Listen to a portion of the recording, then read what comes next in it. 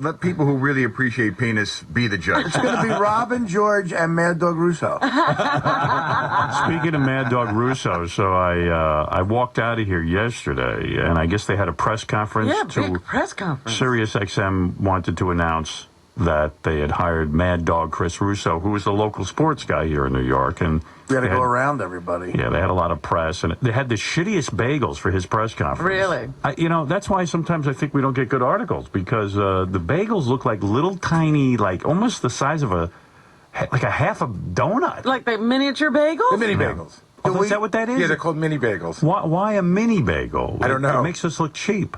Did they not have regular sized bagels It at almost all? makes it look like, Jesus Christ, the company's doing horribly. They can't afford a full-size bagel. But I walked out there, and then I have never seen Chris Russo before. I looked to my right, and I could see in one of the glass booths there was someone interviewing Chris Russo. And he's very tan. Yeah. Yeah. He's extremely tan. Does he live in Florida? No, he lives in Connecticut, but he plays a lot of tennis.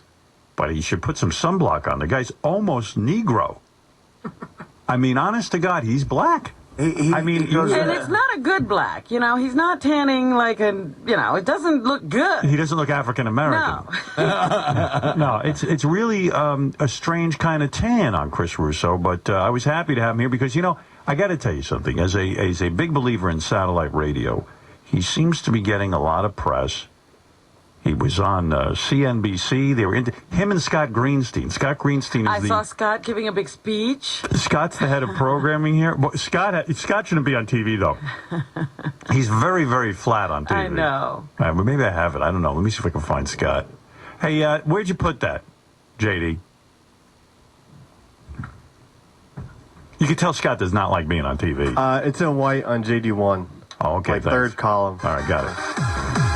Mad Dog is talking about, whatever, and then they go to Scott for some business information, and Scott looks like he's a deer in the headlights. I mean, I felt bad for Scott. The fact that they had enough faith in me to give me a channel to run the way I wanted to run, I'm in the challenges, that's why I took the job. Mr. Greenstein, that's a question that this analyst was also proposing as well. You've made some very high-profile hirings the last few years, from a Howard Stern to a Martha Stewart to an Oprah Winfrey, now Chris Russo, but you're at a point now where you need to make money as well, and can you keep doing that when you keep... Like CNBC's made a dime. I mean, they're like broke. Well, they haven't paid anybody either, though. Right. And Scott didn't hire Oprah. Right. Paying the kind of dough you're paying to Russo now. Okay, well, first, I think on Howard Stern, that speaks for itself, and we're quite happy with the results on that. As for Mad Dog, what excited us the most is the fact that as sports evolved, and you look at ESPN where they had all the games, and then ultimately a morning show, what we have the potential now is we have all the games by virtue of the bandwidth. He actually sounds pretty good. I guess he looked like a deer in the headlights Maybe, because I was watching saw him Yeah. when he was answering that question. Yeah, he's pretty good, though. He handled himself well, Scott. But he didn't look like he wanted to be there. No, it looked like a burden. Yeah. Yeah. Mad Dog, in the press conference yesterday, he actually thanked you. Did he? And I think he said, which I think a lot of radio people, you sort of paved the way for him to come to a place like this and make that kind of money. Absolutely. There wouldn't be a place for him. And I think he said that, pretty much said that. Well, that's nice. Well, there wouldn't have been a merger if we hadn't come here, and I don't think that... listen, this is a great opportunity for broadcasters. There's nothing better than broadcasting on satellite radio. As you can all attest, it is so much more fun than regular terrestrial boring radio. I mean, where else can you have a gay bachelor party unencumbered? I mean, where guys can shoot loads on each other. One negative. It is unique. It is singular. It's a singular sensation. It is a sensation. I'm still looking at this, the cover on the... And why don't you cover that up? Look at, even his tits are aroused. Oh, Jesus.